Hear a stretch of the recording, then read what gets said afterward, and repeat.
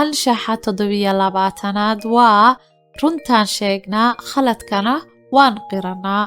Bar ilmahaaga siyaabaha loogu dhiirigeliyo inay runta sheegaan. Yaraan ugu bilow inaad ka hadasho daacadnimada iyo faa'iidadeeda. Tusaale ahaan, waxaad bari kartaa ilmahaaga run sheegiddu inay tahay qiimaha ugu muhiimsan gurigaaga. Ku dhiirigeli ilmahaaga oo ku abaalmari in uu khaladkiisa qirto, uu runta sheego isagoon been sheegin. Ka wada hadla halgankiina run sheegidda iyo khalad qirashada. Ogow waxaad tahay macalinka koowaad ee ilmahaagu leeyahay. Iftiimi mustaqbalka ilmahaaga.